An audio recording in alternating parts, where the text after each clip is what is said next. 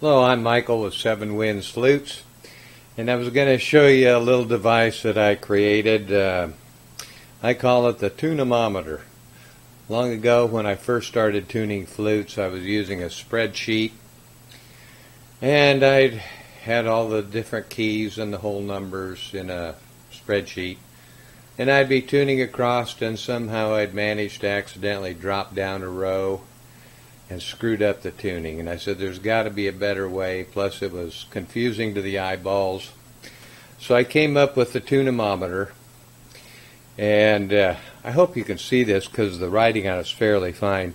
I basically drew a circle into 12 parts. Each part is a different note. And then I created this disc. And this disc has the fundamental note and hole 1, hole 2, hole 3, hole 4, hole 5, and then back to the fundamental note. And I put it on a little screw here.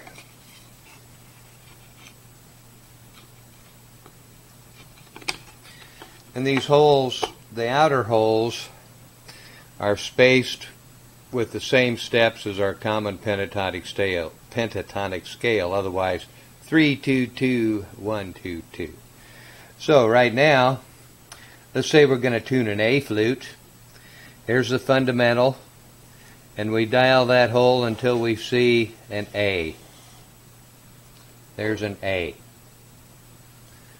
Okay, so there's A, and this shows all holes closed. And then when you get up to the last hole, 6, you have the fourth hole from the bottom closed. Then hole 1 should be tuned to C, hole 2 to D, hole 3 to E, hole 4 to F, hole 5 to G, hole 6 is back to A. Now, I had a lot of people in flute circles, one thing or another, and they're trying to learn about music, and none of us, including myself, know that much about music. But some of the people were into piano music, and they wanted to know what notes their flutes were playing.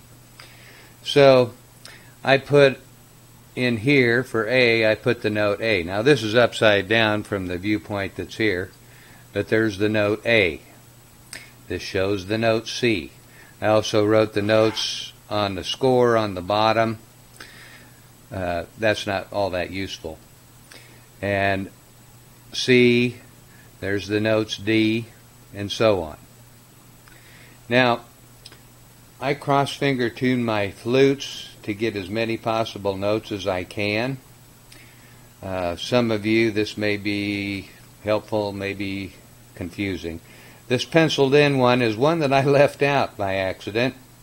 So it's not engraved. That's a reminder to do that. So on an A flute, we have A. Hole 1, there's no cross fingering for hole 1. Okay. Hole 2 is D, and I show the cross fingering pattern would make it C sharp. Alright, so I need to move the hole up or down in order to get a C sharp. We go to hole 3, and the note is E. The cross-fingered pattern is shown here and should make a D sharp, and so on all the way around. It's just a really helpful tool. It's pretty easy to make. I've had a lot of interest in them, and I may be making them for sale on my website sometime. Anyway, I just thought you'd be interested in that little video. And if you have any questions, you can drop me a note. Have a beautiful holiday.